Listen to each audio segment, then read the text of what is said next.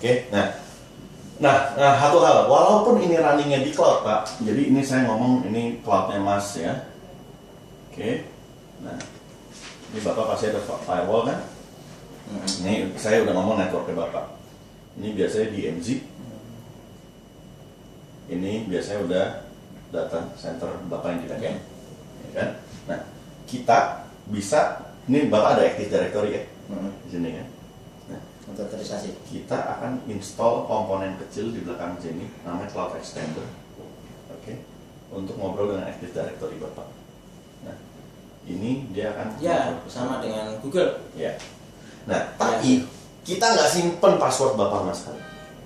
Ya, Iya gitu. Google juga ngomong begitu. Kita nggak simpen password Ya. Bapak sama sekali. Ya. Standarnya Kalau salah ya mungkin saya Jadi ngobrol gitu, kalau punya saya mati nggak bisa masuk gitu kan berarti kan? Tapi kita support high availability di Cloud Extender Siap. kita support high availability. Ya. Jadi kalau let's say ini mati ya kita bisa failover ke Ya, backup ya, Cloud ya. Extender. Itu saya pernah nyoba itu, jadi Google itu bener apa enggak gitu. Ini saya matikan semua tidak nggak bisa masuk, ini loh bener berarti. Dari Iya, mobilnya gitu lah kan. Ini mungkin saya highlight juga feature kita namanya Enterprise Gateway Pak. Enterprise Gateway. Oke. So let's say Bapak di dalam sini punya web applications gitu ya. Kan kita juga akan ngasih web browser Pak.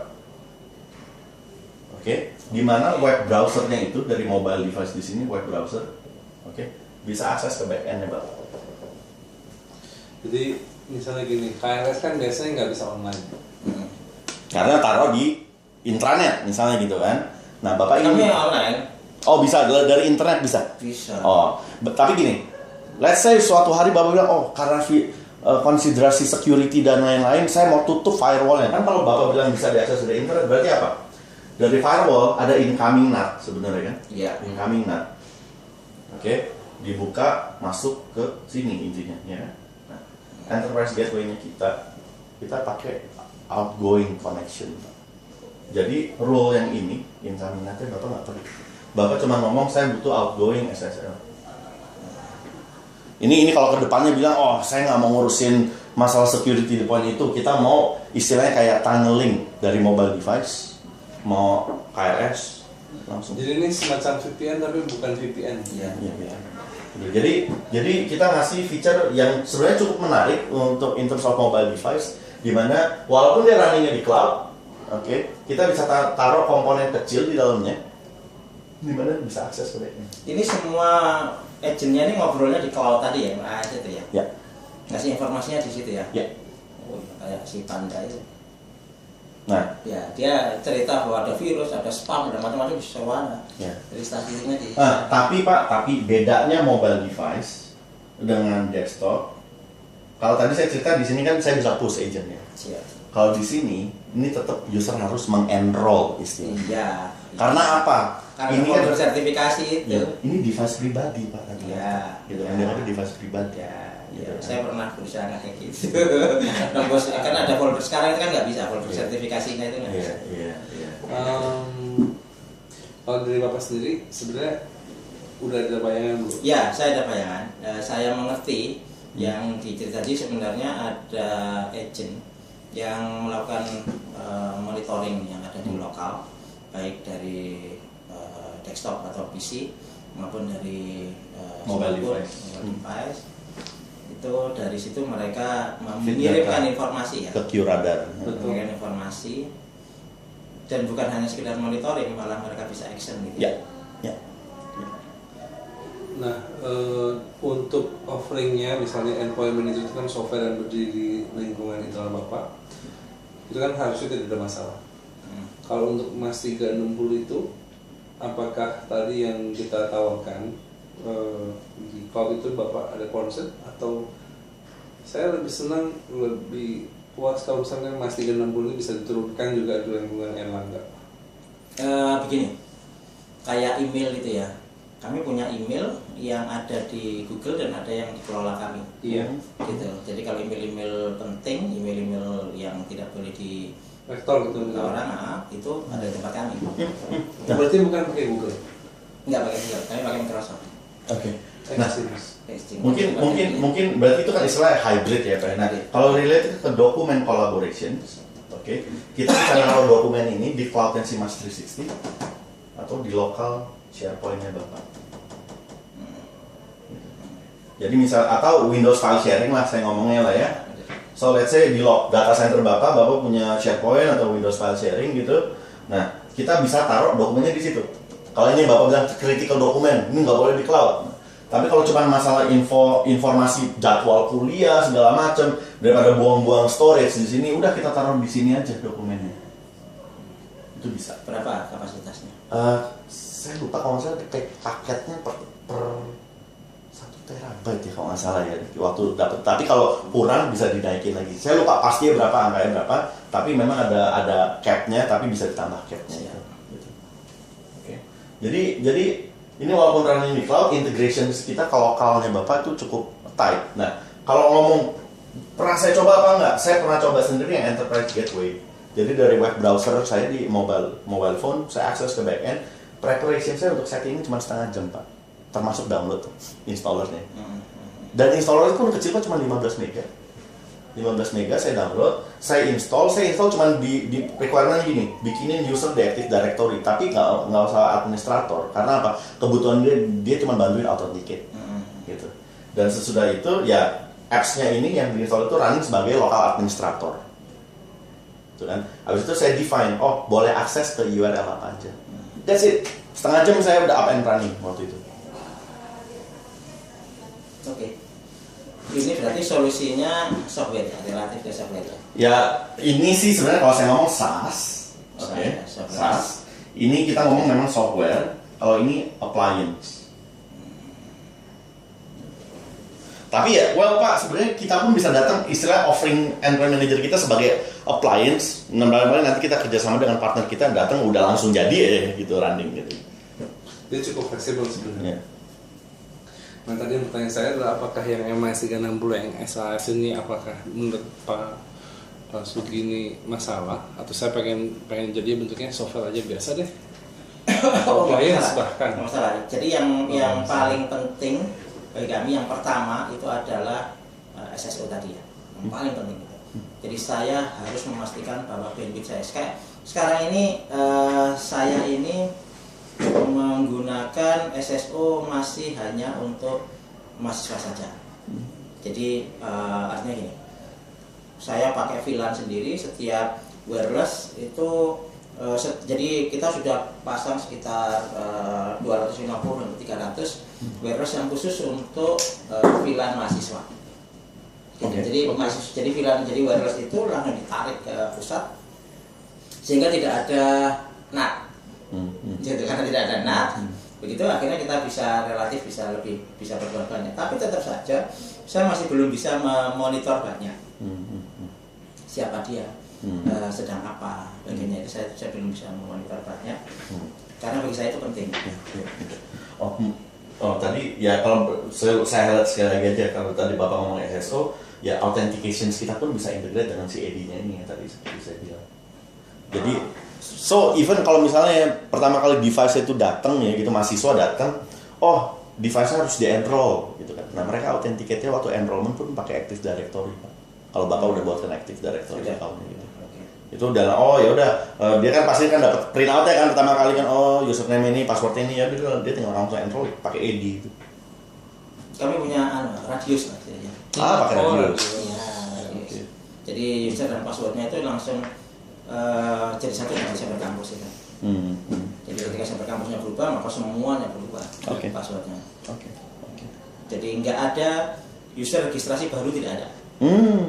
Betul. Jadi one password, one account. Ya, jadi ketika mereka mendaftar, ya itu ya. Berarti mereka yang mengidentifikasi saya adalah siapa, gitu ya. Oke. Ya ini Pak, ini kita masih ngomong agak high level ya Pak ya. Pasti kan kalau ngomong detail, ini saya bisa sehari sendiri. Gak apa-apa. Tapi yang penting adalah saya punya kerumitan atau kebutuhan tentang bagaimana mengidentifikasi, termasuk juga salah satu yang cukup penting adalah mereka ini mendapatkan bandwidth berapa sih? Ada yang cukup aneh gitu ya. Saya mencoba membuat bandwidth mahasiswa itu 300, itu yang saya dapat masih di bawah itu gitu ya. Jadi saya dapat 50, saya dapat 100. Apakah mahasiswa itu tidak pintar untuk menghabiskan bandwidth? Kan nggak mungkin. Nggak mungkin kan? Lucu ini kayaknya. Ada sesuatu yang aneh. Apakah memang hardware saya yang bermasalah? Gitu. Jadi untuk itu kan saya kebijakan saya itu saya ingin berdasarkan data gitu ya, bukan hanya berdasarkan feeling. Gitu. Jadi sekarang ini per fakultas untuk hanya dosen sama karyawan itu saya buat 40 sampai 60 mega. Per fakultas. Per fakultas. Iya. 14 fakultas. Main. Ya, pokoknya 1, sekian giga itu. Kemudian ada unit, ada macam-macam gitu ya. Untuk mahasiswa sendiri 300. Jadi mahasiswa itu bertarung sendiri. Jadi seluruh UNER itu saya buat 300 mega. Nanti yang akan datang saya buat naik. Saya naikkan 1 giga sendiri mahasiswa. Mahasiswa Bapak kalau ke mobile device, kalau saya ngeliatin di Indonesia pasti kebanyakan Android lah ya Pak ya kayaknya. Android, ya. Android ya yang pakai Mac itu sedikit sekali. Mungkin saya highlight satu keunggulannya kita juga Pak, karena kan Bapak akan ketemu dengan Microsoft. Saya perlu highlight aja.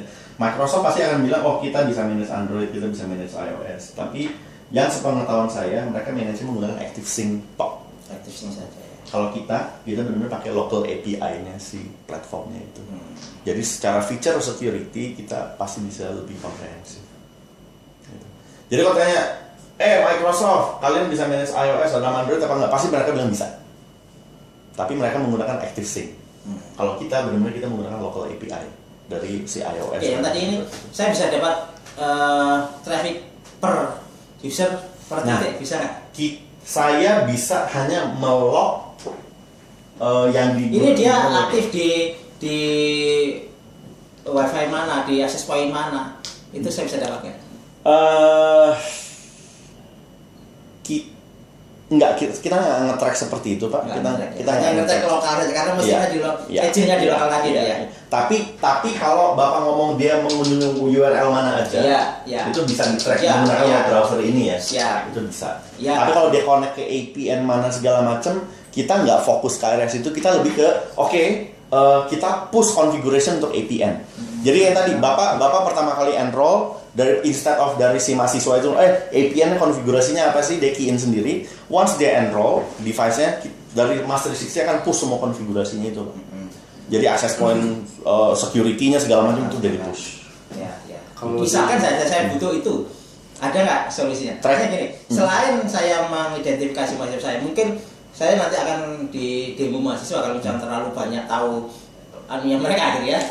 Jadi saya hanya di tempat mereka saya hanya paling webnya, terus kemudian beberapa aplikasi game ketika mau di UNER itu dia hanya boleh jalan. Jadi saya punya policy, game itu boleh jalan dari jam 7 malam sampai jam 12 malam.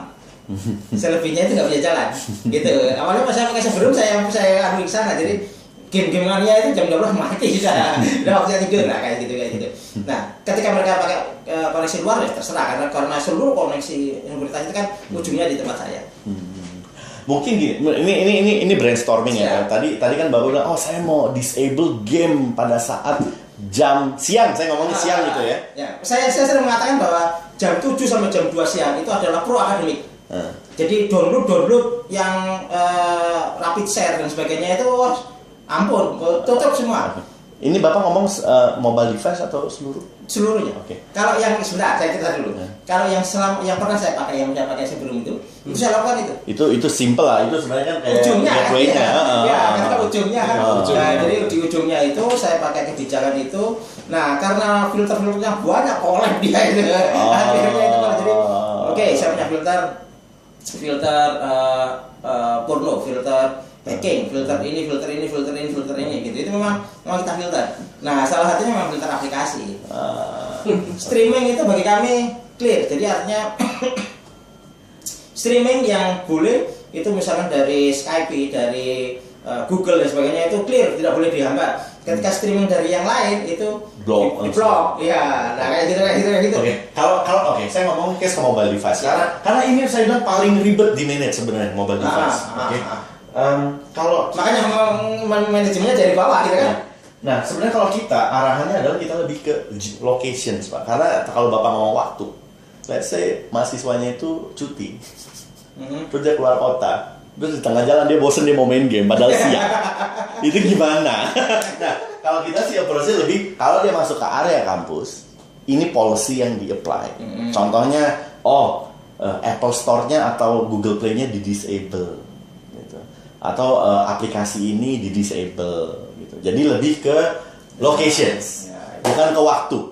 Waktu itu masuk lebih nggak dikontrol. Iya. Jadi di-combine Pak, berarti nanti yang MIS kasih location. Di-combine dengan yang di ujung dikasih. Ya, sepakat. Ya, artinya kan bagaimana konfigurasi itu dikontrol dari pusat. Mas, kalau related ke ini Pak, sebenarnya kita ada kerjasama dengan Trend Micro sebenarnya. Jadi kita bisa ada kasih anti malware, web filtering pun kita bisa kasih. Jadi si Trend Micro kan punya kayak listnya dia sendiri kan. Website yang berbahaya apa, website yang dianggap kategori porn itu apa. Nah itu bisa. Khusus yang EM itu ya? Iya. Yang MAS nggak bisa? MAS enggak. belum. Itu manual, diisi manual. Buat kalau sekali Pak, kalau ini kan banyak device pribadi ya Pak. Kalau saya ngerasa sih personally ya, Bapak tuh kontrolnya lebih ke area pusat sih, karena intinya adalah apa? Jangan sampai orang ini akses konten yang berbahaya, lewat networknya Unair sebenarnya itu kan. Ya dicekiknya di situ kalau saya ngerasa sih. Gitu. Kalau masalah virus di sini lebih quote unquote lebih manageable di luar Android ya Pak ya. Nah kalau ini yang istilahnya yang jauh platformnya jauh lebih fleksibel dibandingin si Mas 360. Nah makanya di sini kita kerjasama dengan si Trend Micro ngasih yang web filtering tadi, ada antivirusnya. Mas Evan tanya dong, kalau misalnya kan tadi Pak Sugeng kebutuhannya, saya pengen tahu nih user ini akses dari akses point mana gitu misalnya gitu ya. Bisa nggak itu salah satu yang saya butuhkan gitu. Dari akses point mana, terus kemudian dia mendapatkan bandwidth berapa, traffic-nya berapa. Bisa nggak di-combine sama Netcool kita punya? Nah itu, saya butuh solusi itu juga. Artinya selain saya memang bisa memonitor seperti saya kata tadi ya, meskipun tidak perlu terlalu dalam, nanti kalau saya terlalu dalam demo sama mereka gitu. Tapi yang penting untuk kebutuhan saya untuk bisa memberikan servis pada mahasiswa, maka saya harus bisa tahu ternyata mahasiswa ini di sini itu kok lelet, berarti jangan-jangan microchip di sini bermasalah. Jangan-jangan di sini ada sesuatu gitu. Well, oke. Nah, kalau saya dari tadi ceritakan, saya cerita dari sisi yang sini ya Pak ya. Nah, sebenarnya kita punya family produk yang lain lagi. Nama family Netcool, nggak tahu Bapak familiar nggak dengan brandnya? Enggak. Ini biasa orang network, orang telco sangat familiar dengan Netcool ini. Kita punya produk namanya TNPN. Gila Pak, kalau berani masuk ke sini. Soalnya kita akan jadi kalau Bapak mau analisis performance dan yang omnibus ini, kalau tadi Bapak related ke APN ya sebenarnya dia bisa baca. Punya itu yang SolarWind. SolarWind. Benar, udah punya. Nah itu kenapa nggak bisa? Iya, SolarWind itu hanya mendeteksi dia itu titiknya saja, tidak sampai front end. Titiknya saja, jadi hanya sampai ke backbone saja. Seperti apa? Nah kalau front end kan saya harus minta akses. Boleh ke anunya ya itu mungkin. Well sebenarnya sih Pak, kalau Bapak kebutuhannya connect ke APN mana, sebenarnya kita bisa bikin solusi di mana kita ngambil log dari APN servernya. Pasti APN ada servernya juga kan. APN access point. Iya, access point. APN servernya kita ambil, pasti kan ada lognya, dia pasti kan ada informasi kan. APN ini yang connect MAC address mana aja. Itu menyatukan itu yang nggak ada ya. Jadi ini kan aplikasi sendiri kan, sementara yang ini aplikasi sendiri. Wah, saya harus buat aplikasi untuk menyatukan dua ini kan. Well, itu part of dari tim services kita sih yang pernah deliver. Saya lupa customer siapa, tapi saya pernah exactly ngeliat requirement seperti itu di mana kita combine sama Netcool kita. Tapi yang saya ngeliat waktu itu dengan si endpoint manager, tapi ya nggak ada bedanya lah sama inilah. Intinya kita bikin cross check kan, cross check kan, jadi yang di bawah itu dapat MAC address berapa, yang di sana itu. Ya jadi istilahnya yang di sini dapat access point name-nya apa, MAC address-nya apa. Sebenarnya dari sini cuma ngambil device name-nya aja. Sebenarnya cuma ngambil device name doang. Ya itu sebagai key-nya. Sebenarnya cuma gitu doang. Itu pernah Iya, tapi itu belum ada yang terintegrasi. Masalah sama juga kan. Kita ada sih konsep di Cina ya, itu customer kita di Cina ngelakuin itu. Saya lupa Cina atau Australia, saya lupa gitu. Itu bisa ngelakuin itu. Gabungan juga, gabungan pakai Netcool. Iya, sama Netcool. Ya, tapi NPM kan punya. Ya. Iya ya. NPM itu jagoan, saya bisa ke traffic dan sebagainya. Bisa. Atau di Curator bisa direkomendasi nggak? Karena mereka sudah punya SolarWinds. Kan locknya tuh. Curator lebih ke security, remember that. Bukan tujuannya untuk Monitoring performance, oke? Jadi sebenarnya solusi apapun bisa dibikin nggak bisa, cuman jangan sampai dibikin di situ semua berantakan jadinya, oke? Tapi intinya gini Pak, integrasi seperti ini sebenarnya Pak kasarnya Pak, mahasiswa juga bisa bikin Pak, bikin jadi tugas aja, maksudnya log ini dapat, tinggal retrieve ke sini doang. Ini kita juga ada API-nya gitu. Oh gitu. Boleh gitu dibuka. Boleh, kita kasih dokumentasi Pak. Ini kita ada API-nya dapat. Ada. Kita kasih API-nya. Oh. Jadi kita kasih API-nya, even dokumennya saya kasih ke Bapak. Ini dokumennya untuk query sudah. Mas itu kita bisa dapat API-nya kan? Mas ini kita harus ada NDA-nya. Karena apa? Mas ini kan running di cloud Pak. Kalau misalnya Bapak, let's say bikin program, query-nya 1 detik sekali. Ya dianggap resiko. Tapi intinya kita bisa kasih API-nya, tapi Bapak faculty harus tanda tangan. Terus nggak ada masalah. Jadi mereka harus analisa apa sih yang kalian bikin. Kami di Google juga ada, kami kan dikasih API kan untuk masuk ke emailnya itu, masuk ke manajemen dan sebagainya. Ini gini Pak, ini ada API-nya, ini ada API-nya. Bapak punya informasi log, oke? As simple as you just query. Curator juga ada API-nya. Harusnya sih ada. Harusnya sih ada. Gitu.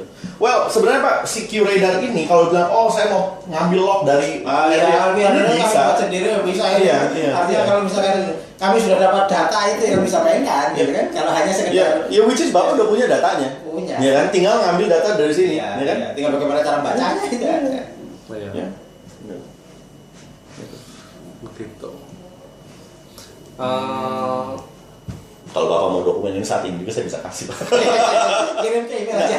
Even sebenarnya ini available di information centernya IBM. Publicly available. Publicly Pak, available. kalau saya mau tanya, misalnya konfigurasi notebook atau SSD apa SD? Desktop ya? Ini smart device. Oh, smart device. Itu kebayangnya apa sih Pak yang Bapak pikirin? Security, maksudnya dari sisi security atau dari sisi apa? Dari sisi konfigurasi, kan kita bisa manage konfigurasi sama security. Ya, sebenarnya saya ingin mempetakan ya. Saya sebenarnya tidak ingin melakukan spy terhadap mahasiswa saya, enggak lah. Iya. Dan mereka punya, kami sebagai pengatur regulasi internet di kampus bertujuan untuk kebijakan yang akan datang itu harus berbasiskan pada informasi yang ada, bukan feeling. Jadi kenapa saya harus nambah akses point di sini? Kenapa saya harus membuat bandwidth di sini menjadi besar dan seterusnya? Itu basisnya adalah data dari mereka. Jadi tidak ada kemungkinan untuk saya memonitor mereka melakukan apa, tidak pada posisi itu. Betul. Tapi saya pada posisi mempetakan. Katakan aja, oke, mahasiswa saya itu ternyata banyak ke web teknologi loh. Nah itu penting bagi saya. Betul. Nah, jadi relatif minimal ya, optimumnya adalah web history. Betul. Jadi kalau misalkan dia main game dan sebagainya, saya hanya membatasi ya jangan main game di jam akademik. Nah, saya jam akademik jam 7 jam 2. Gitu. Mereka download pun itu kalau yang di pusat memang sudah saya batasi.